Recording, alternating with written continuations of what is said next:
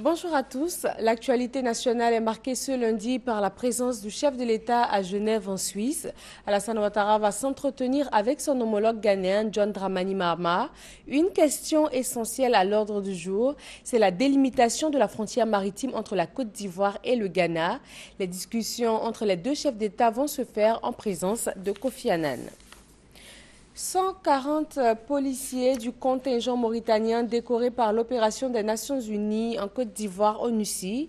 La représentante spéciale du secrétaire général de l'ONUCI, Aïcha Toumine Daoudou, a exhorté les soldats à accompagner la Côte d'Ivoire pour la consolidation des acquis en faveur de la paix dans le pays.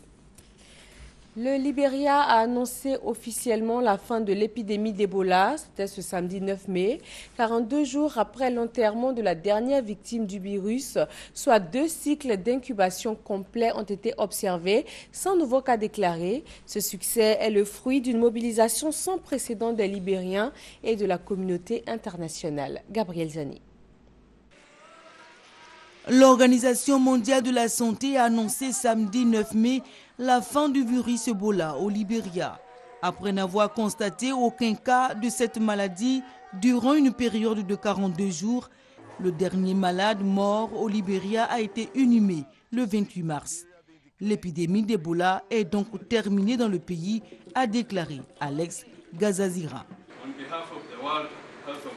Au nom de l'OMS, de son directeur général Margaret Chan et du directeur Afrique Matshidiso Moeti, j'envoie mes sincères félicitations au peuple et au gouvernement du Libéria pour ce succès monumental. Merci. La présidente du Libéria, Ellen Johnson Sirleaf, s'est réjouie de l'annonce. Elle a rendu hommage aux populations, particulièrement au personnel de santé, dont 189 ont péri sur 375 contaminés par le virus. Elle a aussi remercié la communauté internationale.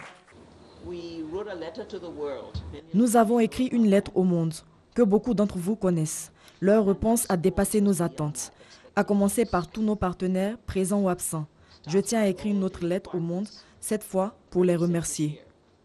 C'est l'épidémie la plus grave de l'histoire du pays depuis l'identification du virus en 1976.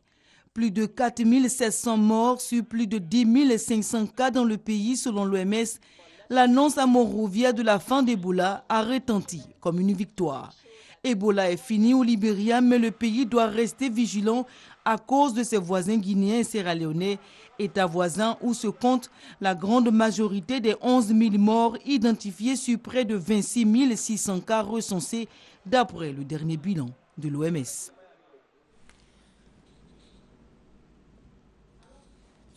Les migrants installés en Libye ou transitant par ce pays sont confrontés à la cruauté et à des violences selon Amnesty International. Ils tentent alors la dangereuse traversée de la Méditerranée au risque de leur vie pour rejoindre l'Europe. Les départs de clandestins n'ont cessé de s'intensifier depuis que le pays est tombé dans le chaos miné par la lutte de pouvoirs, de gouvernements et de parlements meurtris par les combats, laissant les mains libres aux passeurs.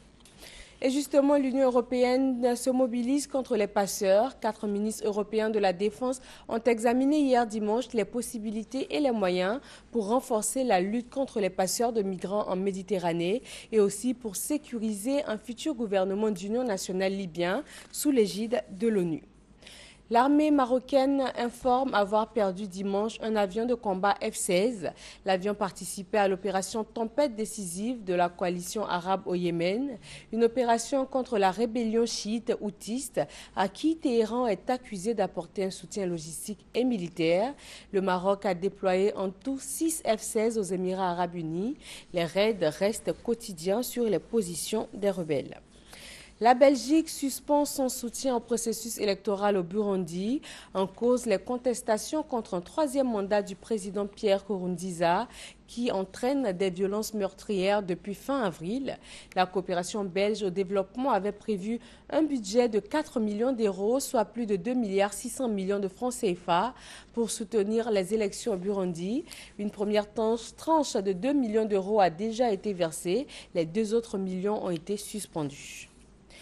premier chef d'État occidental à fouler le sol cubain depuis 1959.